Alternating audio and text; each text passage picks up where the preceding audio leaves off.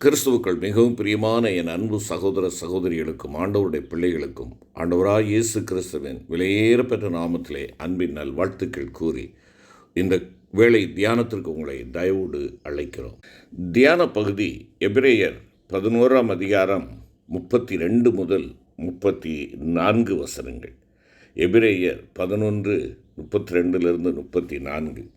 இன்றைய தியானத்திற்கு எடுத்துக்கொண்டிருக்கிற வேத வசனம் 32ஆம் வசனம்.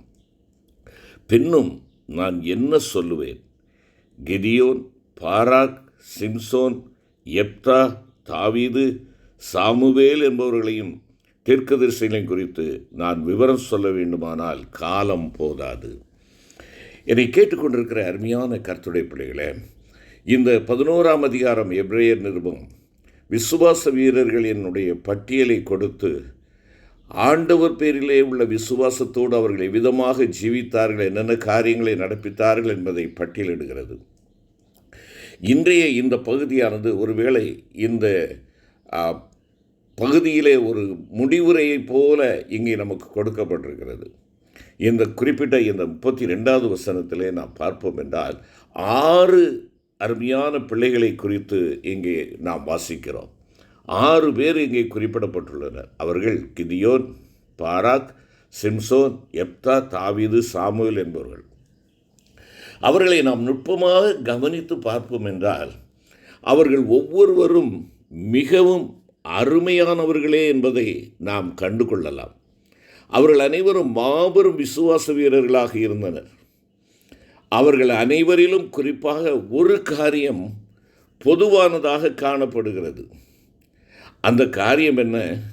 அவர்கள் எல்லாரும் மரணம், அதாவது அழிவு என்னும் சோதனையை சந்தித்தவர்களாக, அழிவு என்னும் சோதனையை கடந்தவர்களாக இருந்தனர் என்பதாகும். பாருங்களேன், கிதியோன் பாகாலின் பலிபீடத்தை தகர்த்து போட்டபடியினாலே அவனுடைய சொந்த ஊர்க்காரர்களே அவனை அழித்து போடுவதற்கு எத்தனித்தார்கள். மேலும் இஸ்ரவேலரின் சத்துருக்களாகிய மீதியானியரும் கிதியோனை கொன்று போடுவதற்கு முற்பட்டார்கள் என்று சொல்லி நாம் பார்க்கிறோம். இங்கே மரணம் என்கின்றதான அந்த அழிவை அவன் சந்தித்து அதிலிருந்து மீண்டு வந்தவனாக இங்கே காணப்படுகிறான். பாராக்கை பாருங்கள்.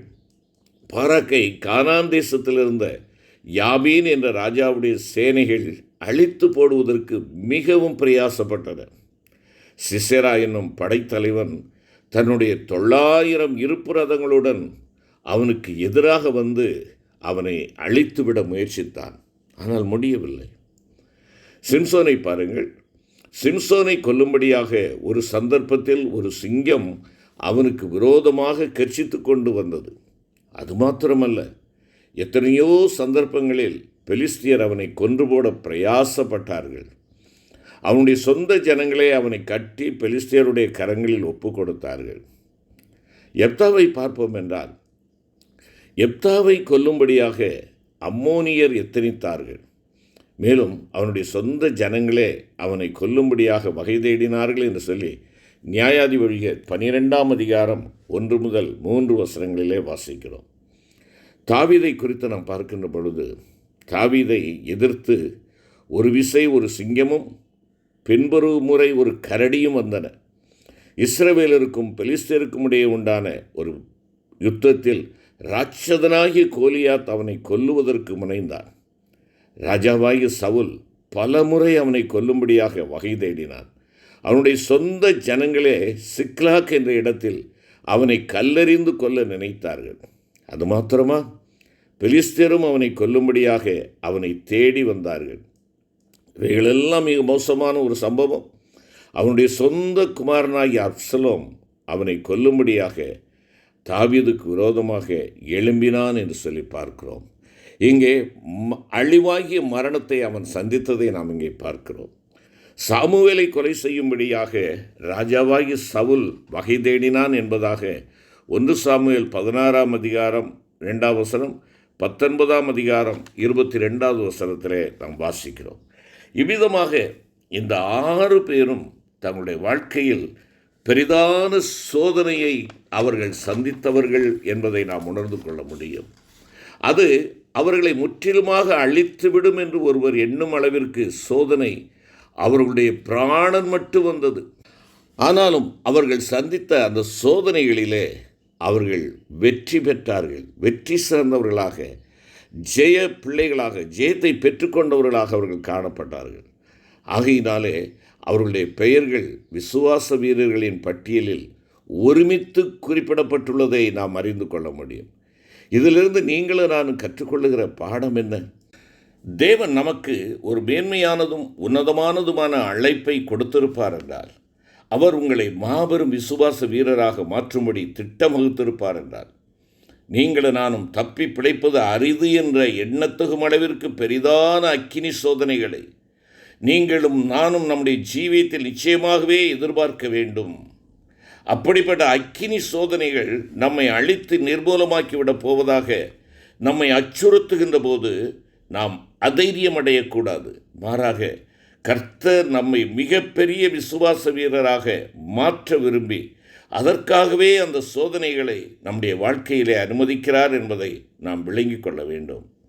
அருமையான கர்த்தருடைய பிள்ளைகளே, இங்கே மரணத்தை எதிர்நோக்கும் அளவிற்கு பெரிதான விசுவாசத்தின் பரிசோதனைகளை சந்தித்த அந்த 6 பேரும் மாபெரும் விசுவாச வீரர்களாய் மாற்றப்பட்டனர். ஆபத்து காலத்தில் நீ சோர்ந்து போவாயானால் உன் பலன் குறுகினது என்று நீதிமொழிகள் 24:10 கூறுகிறது. அருமையான கர்த்தருடைய பிள்ளைகளே, நாம் சோதனைகளை சந்திக்கும் போது அந்த சோதனைகளின் பின்னணியில் தேவனுக்கு ஒரு மகத்தான திட்டம் உண்டு என்பதை பகுத்தறிந்து அவற்றை மனமும் வந்து நாம் ஏற்றுக்கொள்ள வேண்டும். இங்கே இந்த சோதனையிலே நான் பாருங்கள், ஒரு இனிமையான அனுபவத்தை சிம்சோன் பெற்றுக்கொள்ளுகிறான். ஒரு சந்தர்ப்பத்தில் அவனை கொல்லும்படியாக ஒரு சிங்கம் அவனுக்கு எதிராக வந்தது. ஆனால் கர்த்தருடைய ஆவியானவர் அவன் மேல் இறங்கின போது அவன் அந்த சிங்கத்தை கொன்று போட்டான். அதற்கு பின்பாக நடந்தது என்ன? அவனை கொல்லும்படியாக வந்த அதே சிங்கத்தின் உடலிலிருந்து அவன் இனிமையான தேனை கண்டெடுத்தான். அவன் அதை தானும் புசித்து தன் பெற்றோருக்கும் பகிர்ந்தளித்தான். இதிலிருந்து நீங்களும் நானும் கற்றுக்கொள்ளுகிற காரியம் என்ன? நம்முடைய சோதனைகள் நம்மை அழித்துவிடும் என்னும் அளவுக்கு கர்ச்சிக்கிற சிங்கத்தை போல மிகவும் பயங்கரமானவையாய் தோற்றமளிக்கக்கூடும். ஆனால் அவற்றில் வெற்றி சிறந்தவர்களாய் நாம் வெளியே வரும்போது அது நமக்கு இனிமையானதொரு அனுபவமாக மாறுகிறது. நாம் அதை அனுபவிப்பதுடன் மற்றவர்களுக்கும் அதை பகிர்ந்து கொடுக்கலாம். ஆம், நமக்கு வரும் ஒவ்வொரு அக்கினி சோதனையிலும் நாம் வெற்றி சிறந்த பின்னர் இனிமையான அனுபவமும் மற்றவர்களுக்கு பகிர்ந்தளிக்கத்தக்க இனிமையான சாட்சியும் நமக்கு உண்டாயிருக்கும் என்பதை நீங்களும் நானும் மறந்து போகக்கூடாது. அது மாத்திரமல்ல, இனிமையான அனுபவம் மாத்திரமல்ல, தேவனால் உயர்வையும் நமக்கு கொடுக்கிறார்.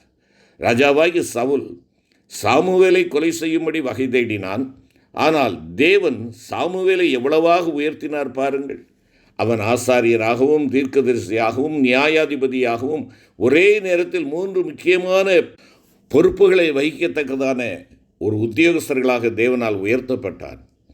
இவ்விதமாக 3 உத்தியோகங்களையும் ஒருமிக்க வகித்த வேறு எவரை நாம் பரிசுத்த வேதாகமத்தில் காண இயலாது. தாவீதை கவனித்து பார்ப்போம். பல சந்தர்ப்பங்களில் அவன் கொலை செய்யப்படுவதற்குரிய நிலையில் காணப்பட்டான். கரடியும் சிங்கமும் கோலியாத்தும் ராஜாவாகிய சவுலும் அவனுடைய சொந்த ஜனங்களும் பெலிஸ்தேரும் அப்சலோமும் அவனை கொன்று போட முயன்ற பல சந்தர்ப்பங்கள் அவனுடைய வாழ்க்கையில் உண்டாயிருந்தன. ஆனாலும் அந்த சோதனைகள் அனைத்திலும் அவன் வெற்றி பெற்றான். கர்த்தர் அவனில் மிகவும் அதிகமாக பிரியங்கொண்டு, தாவீதை என்னுடைய இருதயத்திற்கேற்றவனாக கண்டேன், அவனுடைய சிங்காசனம் என்றென்றைக்கும் நிலை நிற்கும் என்பதாக அவர் கூறியதை பரிசுத்த வேதத்திலே பார்க்கிறோம். மரணத்திற்கு ஏதுவான பயங்கரமான சோதனைகளை சந்திக்க நேர்ந்தாலும் நாம் தைரியத்தை விட்டுவிடக்கூடாது என்னும் பாடத்தை இந்த 6 விசுவாச வீரர்களின் வாழ்க்கையிலிருந்து நாம் கற்றுக்கொள்ளுகிறோம். சங்கீதம் 33:7 சொல்கிறது, அவர் ஆழமான ஜலங்களை பொக்கிஷ வைப்பாக வைக்கிறார். 45ஆம் அதிகாரம் ஏசாயா 4ஆம் வசனம் சொல்கிறது, அந்தகாரத்தில் இருக்கிற பொக்கிஷங்கள் என்றும் நாம் வாசிக்கிறோம். அருமையான கர்த்தருடைய பிள்ளைகளே, ஆழமான ஜலங்களை போன்ற ஆழமான சோதனைகளிலும் அந்தகாரமான பாதைகளிலும் தேவன் வெளியேற பெற்ற ஆவிக்குரிய அனுபவங்களாகிய பொக்கிஷங்களையும் புதையல்களையும் நமக்கு மறைத்து வைத்திருக்கிறார். நம் ஜீவியத்தை பற்றி தேவனுக்கு ஒரு பெரிதான நோக்கம் இருக்கும் என்றால் அவர் பெரிதான சோதனைகளையும் உங்களுக்கு அனுமதிப்பார். பெரிய சோதனையின்றி பெரிய விசுவாசம் உண்டாகாது. எனவே நாம் சோதனைகள் எல்லாவற்றிலும் வெற்றி சிறக்க தேவன் தாமே நமக்கு உதவி செய்யும்படியாக, அவர் அனுமதிக்கிற அந்த சோதனைகளிலே நம்மை அவர் வழிநடத்தும்படியாக நம்மை அவருடைய கரத்திலே ஒப்பு கொடுப்போம். செபிப்போம்.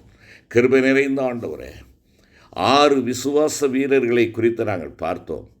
அவர்களை அழித்து நாசமாக்கக்கூடிய மரணம் என்னும் அழிவு அவர்களை சந்தித்தாலும் கூட அவைகளிலே அவர்கள் வெற்றி பெற்றார்கள் என்பதை நாங்கள் பார்க்கிறோம்.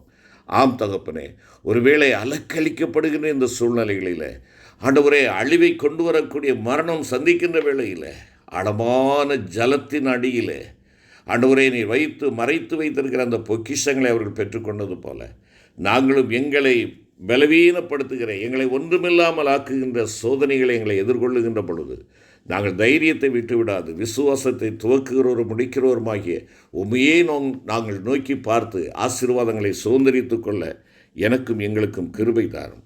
மீட்பர் இயேசு கிறிஸ்துவின் மூலம் வேண்டிக் கொள்கிறோம் நல்ல பிதாவே. ஆமென்.